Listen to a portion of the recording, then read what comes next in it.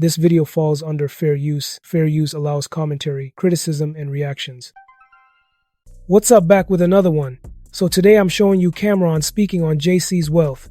Check this clip out. Shout out to my bro, Baby. That's like my big bro.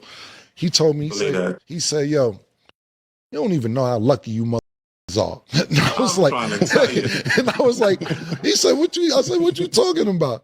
He said, y'all got everything here, the record companies here, the people here. Man, I have 20 billion I lived up this motherfucker. He told me that. He told me that for a fact. He said, y'all don't even know how lucky your motherfuckers are. So when you say that, I understand where you're coming from, because that was relayed to me over a decade ago from my baby, man. So and not just that, you know, I lived in New York during that whole period, you know, so right. It was just a blessing to be a young dude. Like, a lot of people didn't know, even though I'm making the band, you heard me, I was 16. Right. Like, I remember I seen you in so many clubs through the BMF era. I was like 17 around that time. So you was outside. Y'all was my school. Right. And when I did see you, you wasn't with nobody. You was on your own talking about, I'm going to see what the going on. The band was over. You was like, I'm outside. I got to see what's the happening. I'm here. We might as well see what and not just that, son. Even being around you, I'm a big Dipset fan. You know, us down here in New Orleans, we Dipset out for real. Like, I appreciate y'all that. was our inspiration. Right. So, you know what I mean? I had to be around that. You hear me? I appreciate that, man. So let me ask you this, man. What you been doing lately and what you got going on before we even start any questions? Let people know what's been happening with you.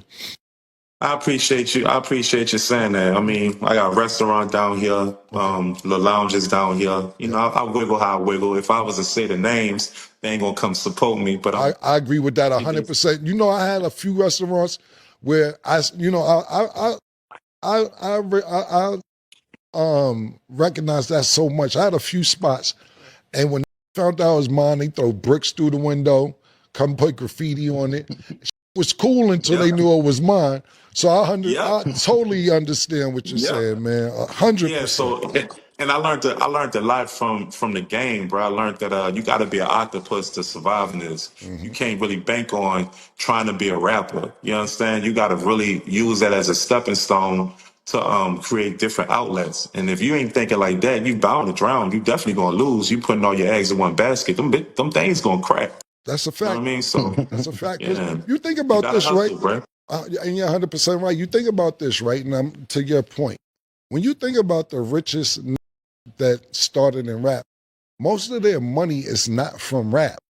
When you think about Jay-Z, the majority of his money is not from music. Now, you use music to catapult into other things, but the majority of the money that he's made has been outside of music. You think about somebody like Kanye, even though he went through a situation he's going through, a dude that goes from having almost 2 billion, if not 2 billion, down to 400 million, but the majority, that goes to show that the 1.4, whatever it was, 1.6, is from Adidas.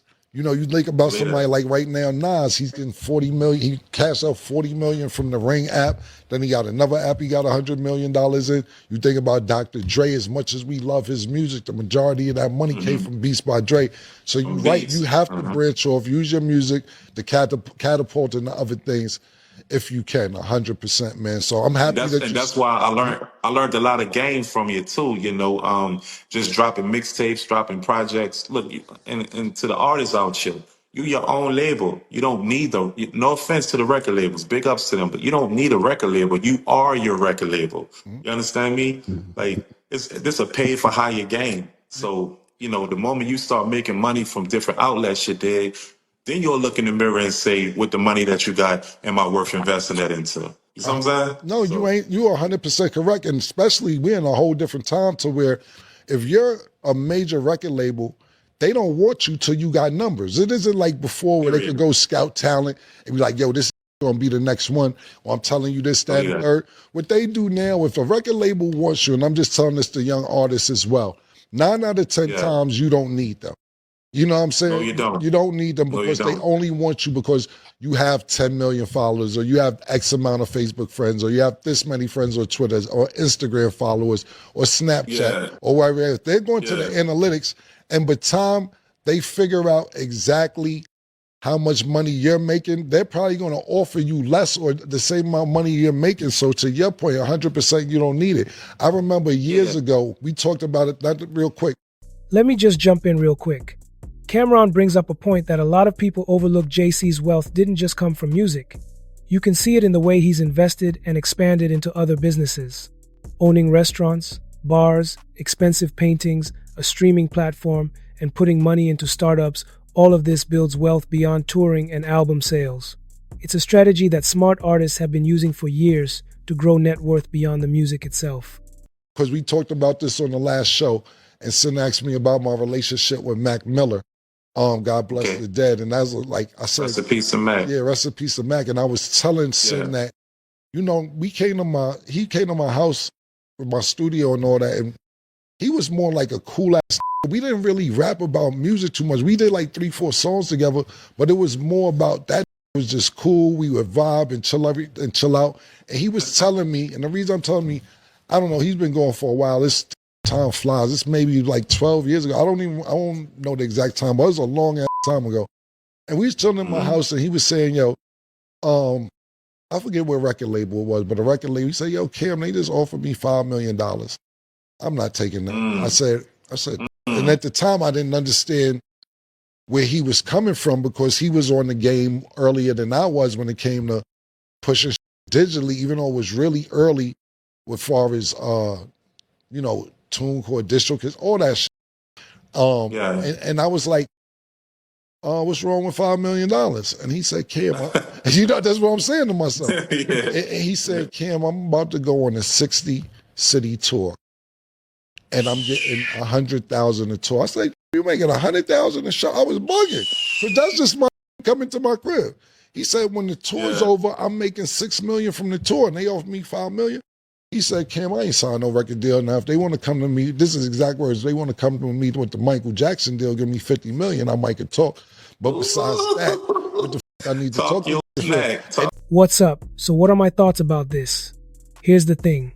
Camron is right on the money here, because if you look at the patterns in the industry, the richest artists often make their fortunes through business moves, not just record sales. Think about artists like the one who sold headphones and became a billionaire, or the one who sold a beverage company for hundreds of millions. They used their brand and fame to leverage opportunities that music alone could not provide. JC is doing the same thing, but in multiple areas. Restaurants and bars generate revenue while creating lifestyle brands that connect with fans. Expensive artwork isn't just decoration, it's an asset that grows in value over time. Owning a streaming platform gives him both control and an additional income source, while investing in startups allows him to diversify and benefit from new companies' growth. This is exactly how long-term wealth is built, and it shows strategic thinking beyond fame. It's a reminder that while music launches a career and builds influence, sustained financial success often comes from recognizing opportunities and taking calculated risks. Make sure to drop a comment, smash that like button, and make sure you subscribe for more videos like this, and I'll see you in the next video.